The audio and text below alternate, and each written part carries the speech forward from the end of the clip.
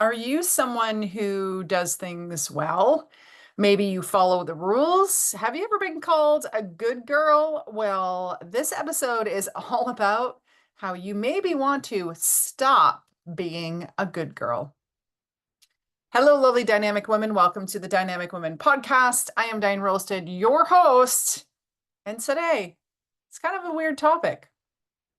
I'm going to say some things that push some buttons, provoke people, wake them up around a certain thing or two, but it is going to be around how to maybe the importance for you to stop being a good girl. What am I going to cover? Well, I'm going to talk about the definition of maybe a good girl, my experience as being a good girl growing up, how the world benefits from good girls, how you can benefit from being a good girl, how others view good girls, the negatives also, and what I'm suggesting you be instead. I'm going to need your help at the end to come up with a new title. So stick with me and then reach out, Diane@DianeRolston.com, or send me a message on any of the platforms that I am currently on, and let's start a discussion about this. So here we go. Definition of a good girl. I'm thinking it can be seen as someone with high morals, someone who follows the rules, someone who does well. Also want to think of it as maybe someone who is a little bit more decisive about the things, that doesn't necessarily do everything that other people tell them to do in the negative side. So in the positive side, they're probably going to do everything, and maybe they want to, maybe they don't, but they're a good girl, so they're going to do it. And so my experience as being the good girl can also be seen as being a leader, being a high achiever. Other terms like this: I was an honor roll student. I think that gets me good girl status. I was the captain of many sports teams, both at school and rep or competitive or all-star teams. I was the president of many clubs, the president of businesses, the president, different things. I've been a leader in many different facets of life, and also a manager or supervisor role.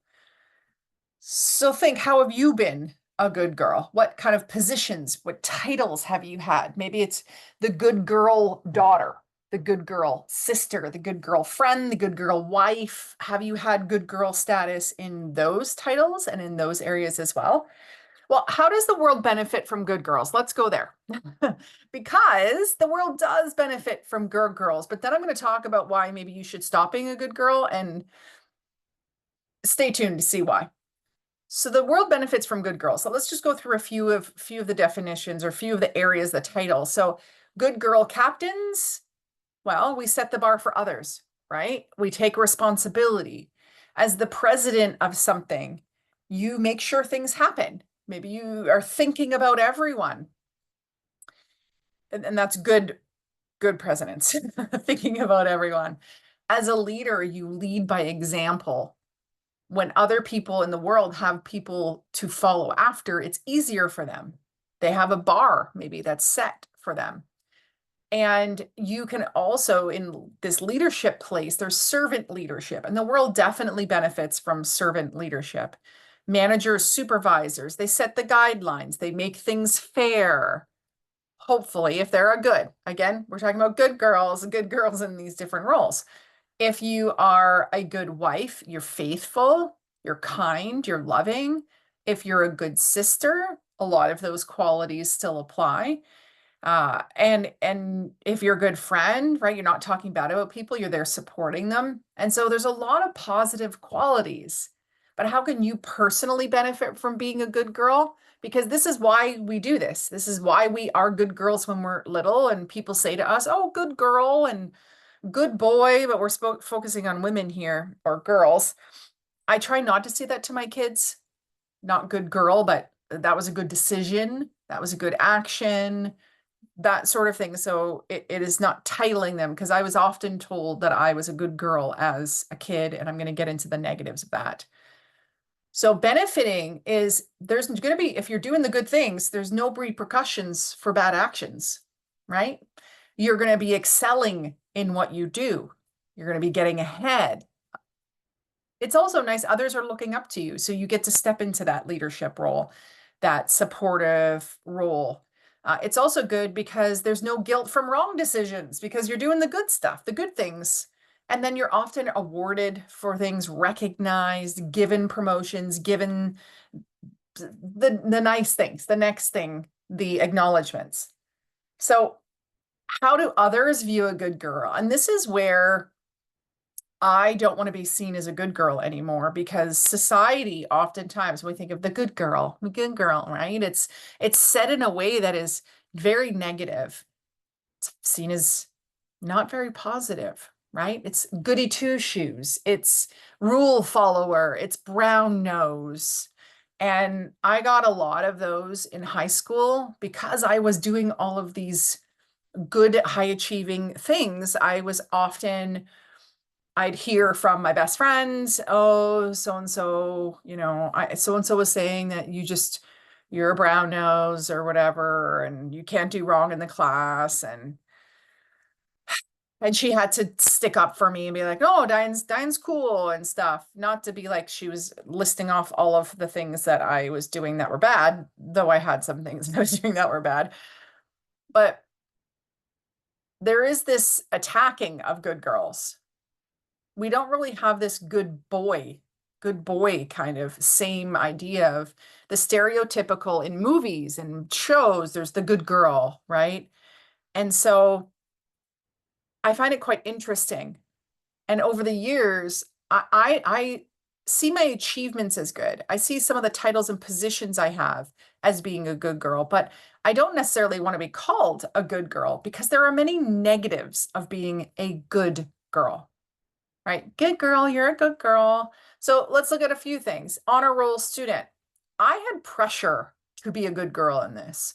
I can remember one time I didn't realize a homework assignment was due, and it was due like after lunch, and I was in the library at lunchtime freaking out, trying to get it done. And I knew I wouldn't be able to get it done. And I started crying. There was so much pressure for me to be so good at school. At least that's how I internalized it. And it was only worth like 1/10 of 1% or something, or even just 1% of my final score. But I just couldn't handle that. It was like horrible. When I was the captain or have been the captain of sports teams, rugby, soccer, I don't know if I was captain of, I don't remember being, if I was captain of volleyball or definitely not basketball because that was not my best sport. But so probably volleyball, I was captain in my senior years. I had to set the bar for others. And that's a pressure. I can remember on the soccer field or soccer practice, like being the one running laps for warm up and lapping my teammates who were 5, 6, 7 years younger than me. And I had to like motivate them to keep going and to go faster. And then they saw that as negative.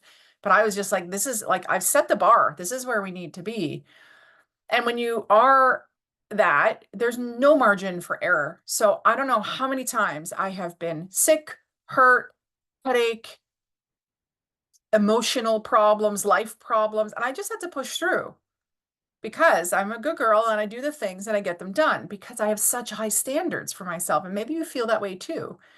And like when I was president of student council, or maybe you've been president of something or been running something, and your job is to make sure that things happen. And that's good, but you can't do it all.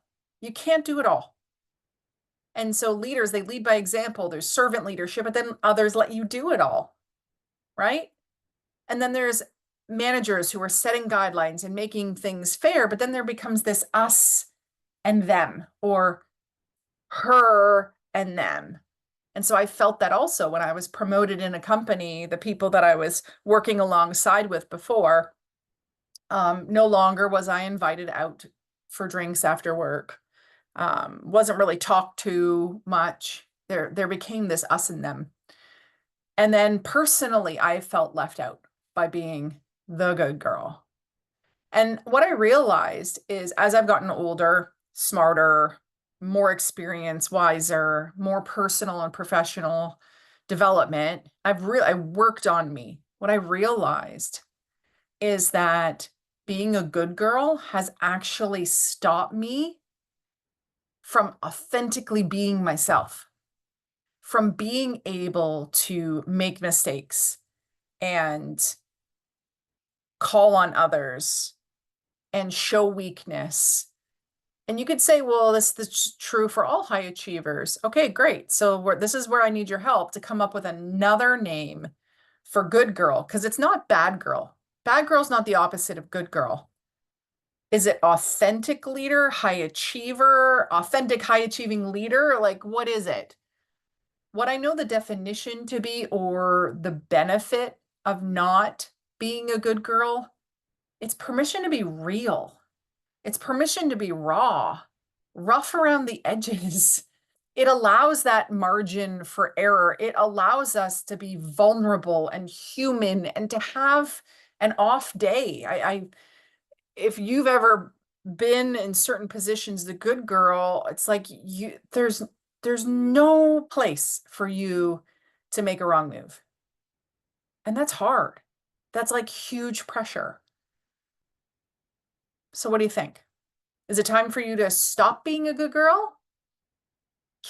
Let's keep all the benefits of it. Let's keep all the things that I've said that are really good, not just for you, but for the world. Let's keep all of that, but let's change it to also include the permission, right? Permission to be yourself.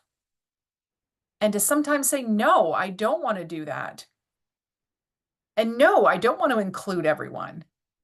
And no, I'm not going to go there. It's like we're not allowed to follow what our heart desires, what our gut is telling us, if the decision that we feel we should be making is kind of pressured on us by others or society. So I'm curious your thoughts. Your thoughts. Are you a good girl? Are you seeing that maybe you need to ditch the good girl title to provide some space to grow even more? Because I feel like if you have a good girl persona, it's kind of the role you're playing rather than getting to be truly yourself. And maybe there are times when you're being a good girl over being in resonance, that energy, what your heart and soul truly desire. And if you're in that title of good girl, you're maybe on a path or have made decisions that you don't want to upset others, let others down, be in the place of disapproval of others. Like maybe you're in a career that you don't love, you're not passionate about, but you feel, well, can't really change that now. So there's so much more here to kind of unearth. It's something that I've been pondering over, but I'm excited about this new side of the good girl. Maybe it's the good bad girl. It's the good real girl. I don't know. You let me know your thoughts and your takeaways from this episode.